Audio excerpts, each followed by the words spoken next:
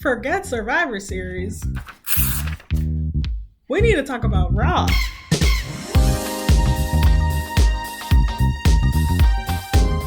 Hello and welcome back to my channel. I am Arlene and I am the Bean.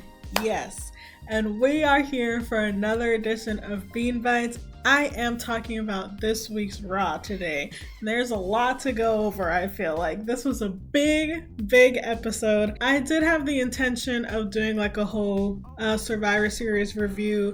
Honestly, Survivor Series was just fine. I have a lot of thoughts about Raw, so let's do that. We are on the road to a very interesting 2025, my friends. CM Punk is very compelling on the mic. I thought the opening segment was excellent. I really liked it a lot. I love Seth and CM Punk playing off of each other and like the irony of their what seems, to be genuine hatred, at least in the kayfabe, we'll say that there's genuine hatred there, but they're so good together. They're so good playing off of each other. So much drama in this opening segment. Mwah, I love it. Sammy and Jay come out to break the fight. Seth has words for Jay. He has words for Sammy. They start up here yelling at each other about petty shit. Seth is like, you were never part of the family. You're never going to be part of the family. Why do you keep helping them? And then they simmer down and they just look right at each other. Just like when you break out into a fight with your real friend, it always ends up very quiet. And the crowd was very quiet listening to Seth just lay it into Sammy. You're gullible. You're being stupid. You don't see what everybody else sees. And then because this is wrestling, they're going to be the main event of the show. Great. They have a great match. I love all of this fallout that comes from just one man's story, one man's like rise to the top, and all of the people that he's hurt along the way, they all get like their own like time in the sun, So much drama between friends. Oh, you hate to see it. Somebody attacks Jay in the back. Immediately everybody says it's Seth. It's Seth Rollins, but no. Seth and Sammy have their match. Seth is like, it wasn't me. And then, right at the end, I like to think that Triple H said, you know what? What would really make Arlene happy? What would really make the rest of this week go so well for Arlene? Is if we brought back Drew.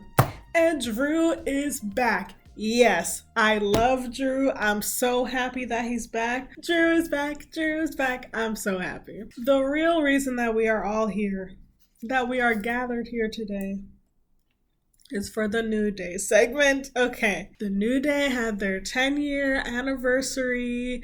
We knew that it was going to be a hot mess. Okay, so I don't watch the shows live because I have to go to sleep. I do my best to not get like spoiled, but as soon as you open YouTube, you see like thumbnails and stuff. I knew that what happened was very surprising. I knew that what happened was big. So for your viewing pleasure, I took a video of me live reacting to the segment.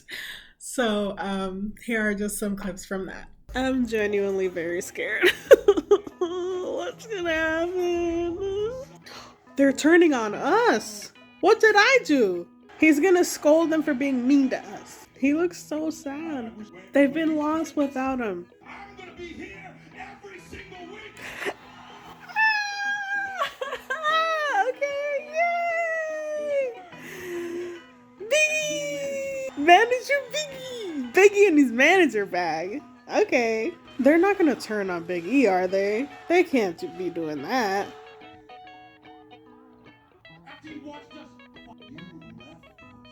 Oh, no. Hey, I didn't want this.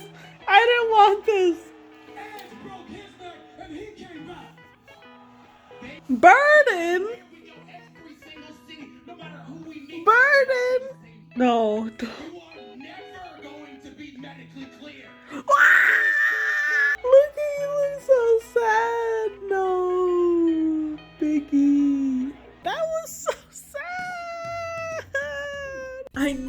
something was gonna happen. Never did I think that they would turn on Big E, but hey, they kind of made some points. Like, Big E has been in his analyst bag on all of the PLEs and whatever, and I remember thinking, like, I guess this is just what he's doing now, you know? We thought that he was not getting cleared to compete, so he just was like, okay, I'm just gonna do the desk job, like Xavier said.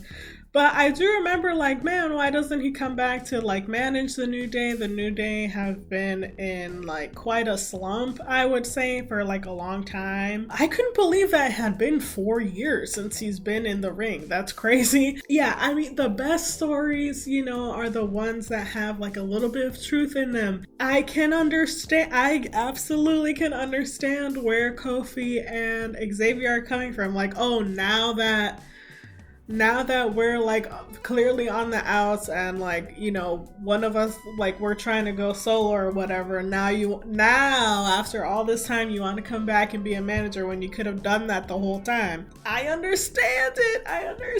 I am very, very interested. It seems that Kofi and Xavier are more united than ever. Like, you know, more united than recently. I think that's awesome, and I can't wait for that story. I wonder what this like next phase of the story is going to be. And now that Big E is kind of back in the fold, how is Big E going to play into it? Because is he really not medically cleared? I don't know. Is he gonna come back as, like, maybe an authority figure?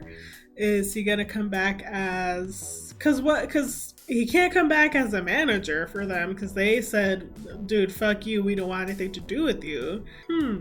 Let me know what you think. I'm very interested to hear what everybody else thinks our next step forward is. But yeah, this was an awesome episode of Raw. I really enjoyed it. I really, really enjoyed it. If you do care to know what my thoughts were on Survivor Series, let me know and I can still make that video. I do still have my notes. If you like this video, go ahead and give it a like. If you want to watch more Bean Bites, subscribe. Yeah, I have to go dwell on this for the rest of the day. Thank you so much for watching, and I'll see you in the next one.